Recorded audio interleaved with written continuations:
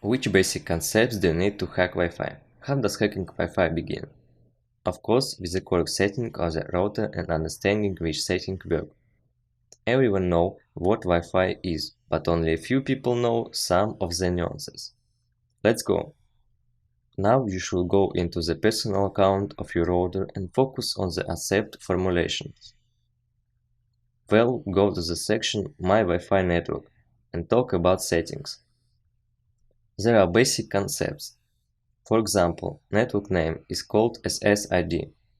And what does it mean to hide the SSID?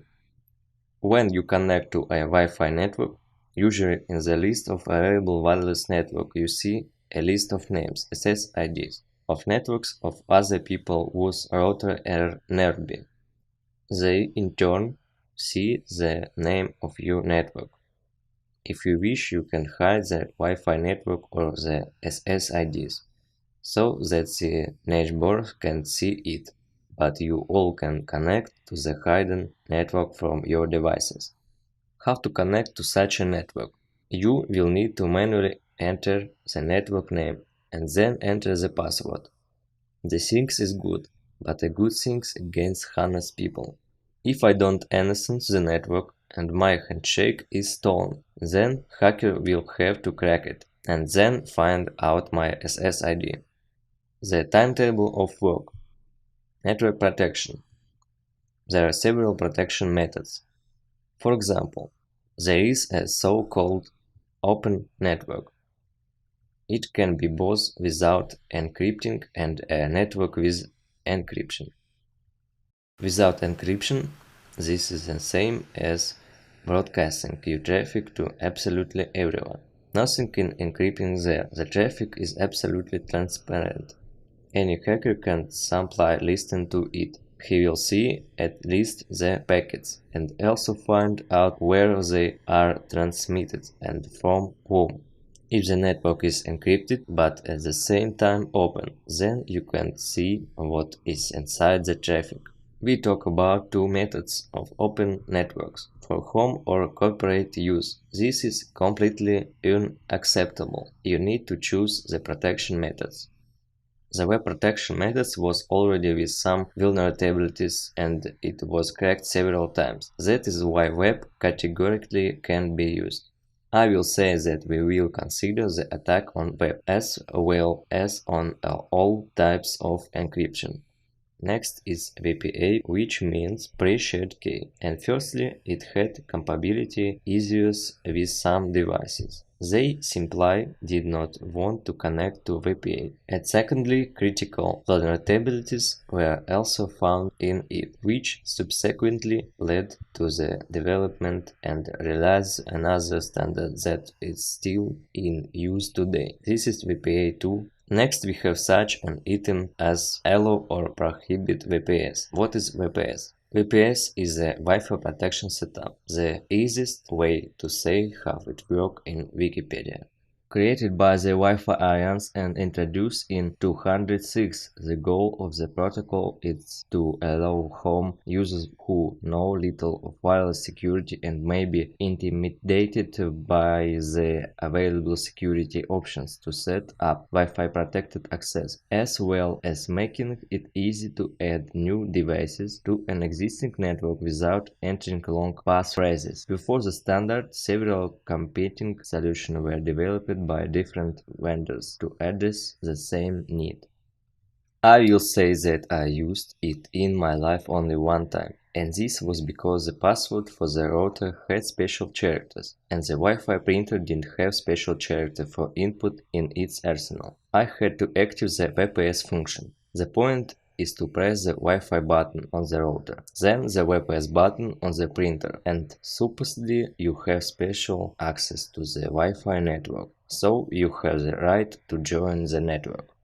Of course, you need to disable VPS if there are no objective reason for using it because it has such a feature. I press the power button and see that they still have a PIN code.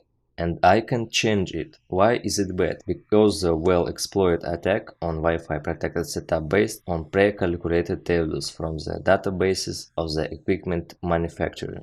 All routers generate these codes by some algorithm. And if you used to watch a bunch of videos on Udemy, then smart hackers say there, now we will launch Wi-Fi and crack password. Now there is no such things. After the 5th or 10th pin, the access point can send you away for lifetimes and will also be blocked. You will not change the MAC here. You will not be able to work with in future. Imagine after every 5th pin, change the MAC, brute force the pins, it will take a lot of time. Also, the realities of 2019 tells us that we should use other methods, which I'll show. You may ask, what are standards? What is channel width? The BGN standards are the so-called modulation. B is legacy modulation, which is the most long range, but not the fastest. The connection speed is very small. Google Wi-Fi BGN. Total each modulation has its own plus and minus. We understood that the N modulation is the fastest, but you need to understand that B is the most long-range modulation. Some standards have already been redone. For example, at work you are told that Wi-Fi catches badly and people ask you to make the speed at a minimum for scrolling pages but to finish off to the office. Okay, I go and put the model B, or I'll try to leave BG as the most two long-range ones, but the N is already fast but not long-range. You come to the store and see that the Wi-Fi adapter N300 MB is for sale, and we go to the next one. It says Wi-Fi N600 MB. How is that? It seems that the standard N is 1, but where do the numbers come from? This is taken from the channel width of 2040 MHz channel bounding. There are channels that I can put manually. Their components is equal to 40 MHz. If I say that I use, for example, channel 1 and 40 and 30 megabits, then another channel is added to this channel. I will transmit on two channels at once. I will also answer the question. This means this Whistle works without channel binding and works in N300 megabit mode, and the other support N mode and gives out 600 megabits. There should be make sure your device is compatible with your hardware on the package. That's how we understood where BGN comes from. The channel width have to choose a channel when turning on 30 and 40, and also the need to turn off VPS. And if you live in a densely populated house, then you need to choose the right channel. To choose the right channel, you need to download the program on Android called Wi-Fi Analyzer. The picture in densely populated houses is such. Everything is clouded diagnostic, so choose the channel. Thank for your attention.